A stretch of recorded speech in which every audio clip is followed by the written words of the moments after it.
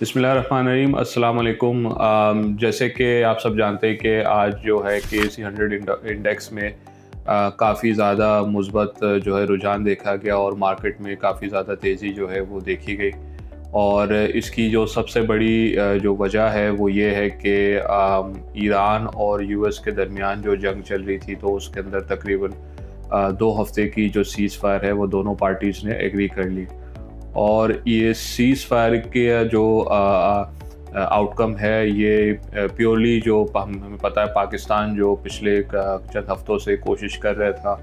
कि दोनों पार्टीज़ के बीच में कोई नेगोशिएशंस हों और किसी तरह का जो है एक डायलॉग बेस्ड और डिप्लोमेटिक सॉल्यूशन जो है वो अचीव किया जाए। तो ये बेसिकली इसी चीज़ का आउटकम है। और हमें पता है कि गुज़िश्ता रात जो है जो US प्रेसिडेंट डोनाल्ड ट्रंप की दी हुई डेडलाइन थी, उसमें सिर्फ चंद घंटे ही बाकी रह गए थे, जिसके बाद उन्होंने ये कहा था कि जो है वो अपनी डेडलाइन के बाद जो है वो ईरान पे काफ़ी हैवी जो है स्ट्राइक्स वो करने जा रहे थे। बट अल्हम्दुलिल्लाह पाकिस्तान की एफ़र्ट्स की वजह से, हमारे प्राइम मिनिस्टर की रिक्वेस्ट पे और फील्ड मार्शल साहब की जो उनकी कोशिशों के नतीजे में हमने देखा कि दोनों US और ईरान एक टेम्पररी 2 वीक सीज़ फायर पे एग्री हो गए हैं। और जिसके बाद हमें देखने को मिला कि on a very immediate basis अब तक की जो रिपोर्ट्स हमारे पास, तो ग्लोबली जो क्रूड ऑयल की प्राइसेस है उसमें काफ़ी ज़्यादा जो है कमी देखी गई है। तकरीबन 15% जो है ऑलमोस्ट ऑयल प्राइसेस नीचे आई हैं। तो गोइंग फॉरवर्ड इसके हमारे मार्केट पे और पाकिस्तान की इकॉनमी पे और जो global economy as a whole, तो इस पे हमें लगता है कि इसके काफ़ी अच्छे और पॉजिटिव असरात देखे जा सकते हैं।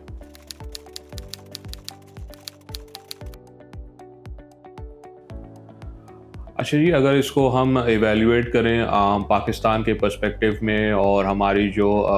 स्टॉक एक्सचेंज है इसके पर्सपेक्टिव में, तो हम ये समझते हैं कि एक बहुत बड़ी मटेरियल अनसर्टेनिटी थी जो कि इन्वेस्टर्स के माइंड पे प्ले कर रही थी पिछले कुछ हफ्तों से। इनफैक्ट ये कहना बजा होगा कि पिछले 1 महीने से, और जिसकी वजह से हमने देखा कि काफ़ी सब्सटेंशियल जो है करेक्शन भी इंडेक्स ले चुका था। तो अल्लाह का शुक्र है कि चीज़ें जो है पॉजिटिव डायरेक्शन में मूव हुई हैं। और मैं याद दिलाता चलूँ कि हमारी जो लास्ट रिकॉर्डिंग थी, जो हमने आपके साथ आउटलुक शेयर किया था,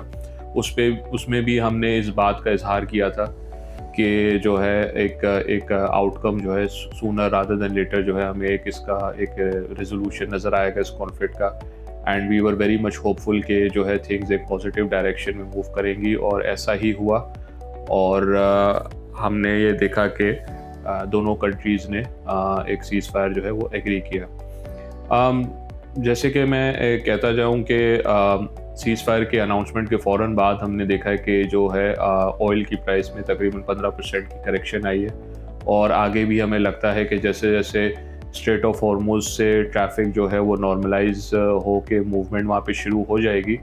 तो ग्लोबली जो है आपकी सप्लाई सिचुएशन काफ़ी बेहतर हो जाएगी। आपके सारी एनर्जी प्रोडक्ट्स की, ऑयल हो गया, LNG हो गया, तो इसकी वजह से हमें लगता है कि फ़र्दर करेक्शन हम एक्सपेक्ट कर सकते हैं ऑयल प्राइसेस में। इसका पाकिस्तान के नज़रिए से इसका फ़ायदा ये होगा हमें कि हमें वी आर वेरी होपफुल कि अपकमिंग जो अब फ्यूल प्राइस की जो रिविज़न होगी, या जो अनाउंसमेंट गवर्नमेंट करने जाएगी, तो उसके अंदर वी कैन एक्सपेक्ट कि एक सब्सटेंशियल जो है डिक्रीज़ हम पेट्रोल और डीज़ल की प्राइसेस में आगे देखने को हमें मिल सकता है। इसके ऑब्वियसली हमारे इन्फ्लेशन पे बहुत पॉजिटिव इफ़ेक्ट्स होंगे। इन्फ्लेशन की जो एक्सपेक्टेशंस अचानक से काफ़ी ज़्यादा बढ़ गई थी मुल्क में, तो हमें वहाँ पे जो है थोड़ी मॉडरेशन नज़र आएगी। और इसकी वजह से जो एक सिनारियो बिल्टअप हो रहा था कि मुल्क में शायद स्टेट बैंक को इंटरेस्ट रेट्स काफ़ी ज़्यादा अग्रेसिवली इंक्रीज़ करने पड़े in the upcoming monetary policy या इन द नियर टर्म, तो वो एक्सपेक्टेशंस जो है वो भी थोड़ी हमें सबसाइड होती हुई नज़र आ रही हैं, जो कि बहुत पॉजिटिव ट्रिगर है for the market itself and the overall valuation of the stocks in the market. Additionally मैं ये भी कहता चलूँ कि पाकिस्तान की जो एक्सटर्नल पोजीशन थी, उसको भी लेके जो एक रिस्क डेवलप हो रहे थे कि हमें रेमिटेंसेस का कोई इशू होगा फ्रॉम द मिडल ईस्ट, या हमारी एक्सपोर्ट्स हिट होंगी और करंट अकाउंट पे प्रेशर आएगा जैसे जैसे ऑयल प्राइसेस बढ़ेंगी और हमारी ऑयल की इंपोर्ट बढ़ेगी, तो आई थिंक वो रिस्क भी जो है अब हमें कूल डाउन होते हुए नज़र आ रहे हैं। और इस सिलसिले में मैं ये बताता चलूँ कि कल जो है पाकिस्तान ने अपने जो यूरो बॉन्ड की पेमेंट थी तकरीबन $1.4 बिलियन की, वो ऑन शेड्यूल कर दी है। इसके अलावा फाइनेंस मिनिस्टर साहब ने भी एश्योरेंस दी है कि पाकिस्तान की जितनी भी अपकमिंग जो आपकी डेट ऑब्लिगेशंस हैं वो अपने टाइम पे फुलफ़िल की जाएंगी। और आपको पता होगा कि पाकिस्तान और आईएमएफ का जो है स्टाफ लेवल एग्रीमेंट भी हो चुका है, जिसके बाद हम लोग कमिंग वीक्स में एक्सपेक्ट कर सकते हैं कि आईएमएफ से भी हमें तकरीबन $1.3 बिलियन की ट्रांच की डिसबर्समेंट जो है वो मिल जाएगी। इसके साथ साथ ये भी हमने देखा कि पाकिस्तान ने जो है यूएई को भी जो उसका लोन था तकरीबन 3.5 बिलियन का, वो भी जो है वो पाकिस्तान जो है उसको रिटर्न करने वाला है, पे ऑफ करने वाला है। और ये तभी मुमकिन हुआ है कि जब पाकिस्तान के जो फॉरेन एक्सचेंज रिजर्व्स हैं वो काफ़ी अच्छी पोजीशन में हैं, और ओवरऑल जो हमारी एक्सटर्नल पोजीशन है या जो करंट अकाउंट का बैलेंस है वो काफ़ी अच्छी पोजीशन में है। ऑल्सो मैं ये बताता चलूँ कि फाइनेंस मिनिस्टर ने ये भी अभी रिसेंटली अश्योर किया है कि जो गल्फ़ स्टेट्स हैं वहाँ से हमारे रेमिटेंसेस का जो फ़्लो है वो ताहाल जो है इतना अफेक्ट नहीं हुआ। और अल्हम्दुलिल्लाह जो जिस तरह से इनफ्लोज आते थे, रेमिटेंसेस आ रहे थे मिडिल ईस्ट से, उसी फ़्लो में जो है वो रेमिटेंसेस कंटिन्यू हो रहे हैं। और जैसे कि अब जंग की सिचुएशन थोड़ी कूल ऑफ हुई है, तो हमें एक्सपेक्टिंग कि ये रेमिटेंसेस आगे भी कंटिन्यू रहेंगे और हमें कोई ऐसे प्रेशर्स देखने को नहीं मिलेंगे। करंट अकाउंट पे भी अगेन जो है जो एक टेम्प्रेरी हमें स्पाइक शायद देखने को मिल सकता था because of higher oil prices और higher oil and energy imports, तो वहाँ पे भी जो है हमें एक करेक्शन, एक मॉडरेशन जो है वो इन द कमिंग वीक्स देखने को मिलेगी, which will be overall very good for our external position. तो इसको मैं सबको अगर समराइज करता चलूँ तो I would like to recall के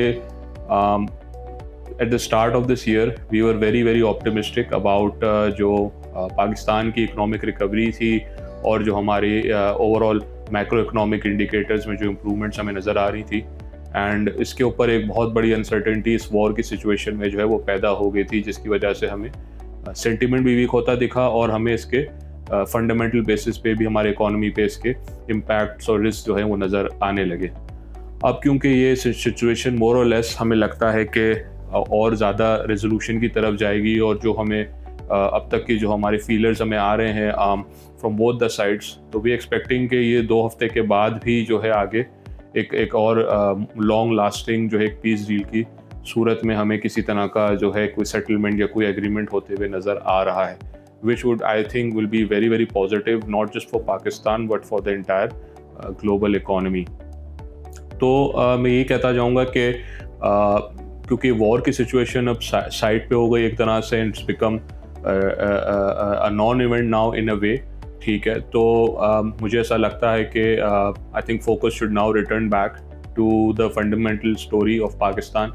और इसके अंदर जो है ऑब्वियसली वी सीइंग जीडीपी के जो नंबर्स आए अभी रिसेंटली भी जो नंबर्स आए सेकंड क्वार्टर के, those are also very good. और आगे भी हम एक्सपेक्ट कर रहे हैं कि जो डिमांड साइड पे प्रेशर्स हैं वो कूल डाउन होंगे, डिमांड में हमें और रिवाइवल नज़र आएगा। इंटरेस्ट रेट्स हमें लगता है कि मोर और लेस करंट लेवल्स पे ही अब रहने चाहिए,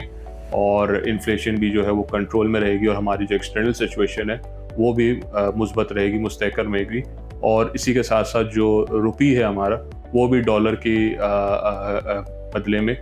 जो है वो स्टेबल रहने के इम्कान हैं। तो ये सारी चीज़ें आई थिंक हमारी इकोनॉमी के लिए बहुत पॉजिटिव है और ओवरऑल हमारी मार्केट के लिए बहुत पॉजिटिव है, और इसीलिए हमें लगता है कि मार्केट में in the upcoming days and weeks we should see a good rally.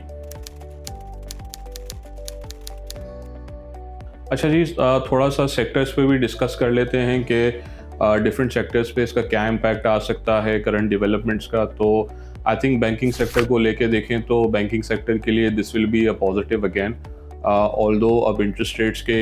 इतना अग्रेसिवली बढ़ने के चांसेस फ़िलहाल हमें अब नहीं नज़र आते, बट ये कि for them this will be good in the sense कि एक इकोनॉमिक स्टेबिलिटी या एक नॉर्मलाइजेशन की तरफ सूरत हाल जारी है। And at the same time banking sector के स्टॉक्स में भी हमने जो रीसेंट करेक्शंस देखी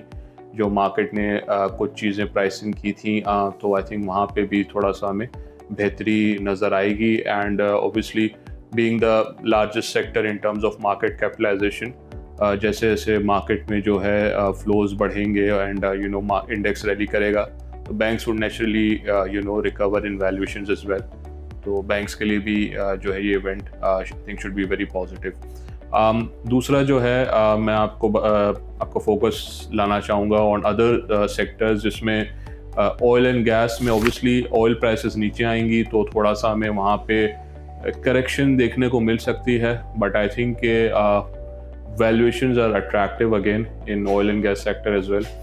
तो वहाँ पे भी आई थिंक कोई ऐसा ज़्यादा प्रेशर हम एक्सपेक्ट नहीं करते। जो एक्सप्लोरेशन कंपनीज की अगर मैं बात करता चलूँ तो उनके लिए, बिकॉज ऑयल प्राइसेस फ़िलहाल जो हैं ऑब्वियसली दे हैव करेक्टेड, जो उनके हाई लेवल्स पे चली गई थी वहाँ से तकरीबन 15% गिरी ज़रूर हैं, but I think in the near future they will sustain at a decent level which is going to be higher जो देन द लेवल जो हमने देखा कि पूरे साल की अब तक की जो एवरेज बनती है हमारी बिफोर दिस कॉन्फ्लिक्ट, उस एवरेज से ज़्यादा की प्राइसेस रहेंगी। तो ओवरऑल जो है करंट क्वार्टर में, थर्ड क्वार्टर और फोर्थ क्वार्टर में एक्सप्लोरेशन कंपनीज की अर्निंग्स शुड बी गुड। ठीक है,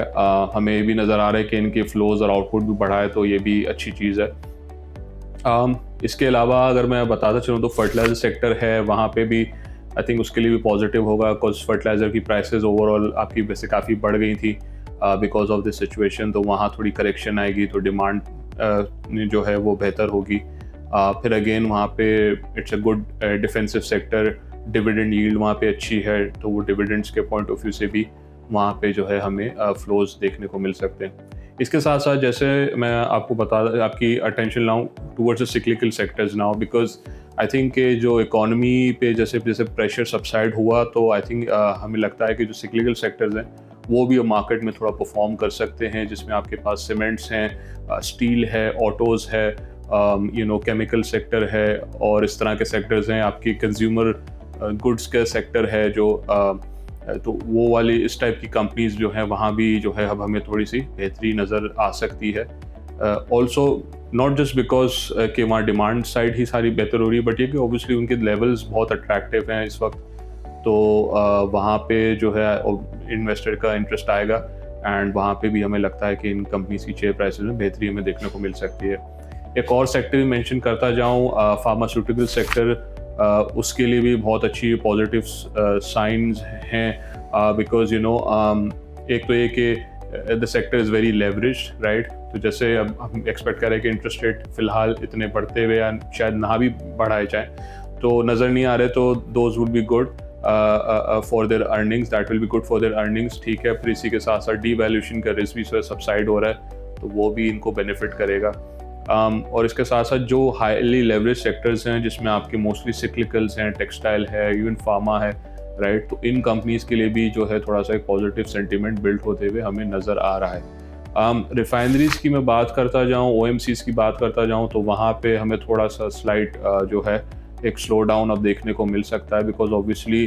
जिन ट्रिगर्स के ऊपर जो है ये सेक्टर्स थोड़ा रैली कर रहे थे, तो वो ट्रिगर्स अब सबसाइड हो रहे हैं, जिसके अंदर ऑब्वियसली ऑयल प्राइसेस का अचानक से बढ़ना जो है एक बहुत बड़ा फैक्टर था। और जैसे हम एक्सपेक्ट कर रहे हैं कि most likely in the upcoming price revision government जो है पेट्रोल और डीजल की प्राइसेस को कम कर सकती है, सो उसका थोड़ा प्रेशर इन सेक्टर्स पे आएगा। बट ओवरऑल अगर मैं बात करूं तो कि मार्केट ने अपने जो हाई था करंट कैलेंडर ईयर का, वहाँ से काफ़ी सब्सटैंशियल करेक्शन ऑलरेडी ले चुकी है, तो कुछ रिकवरी हम बड़े आराम से एक्सपेक्ट कर सकते हैं, जिसमें वी आर वेरी कॉन्फिडेंट कि almost all the sectors should benefit from this rally, and तकरीबन सारे ही अच्छे जो ब्लू चिप स्टॉक्स हैं उसके अंदर जो है हमें एक रिकवरी और एक रैली देखने को मिल सकती है। अच्छा जी, एक सवाल पैदा होता है इस सिचुएशन में कि ये जो सीज़ फायर है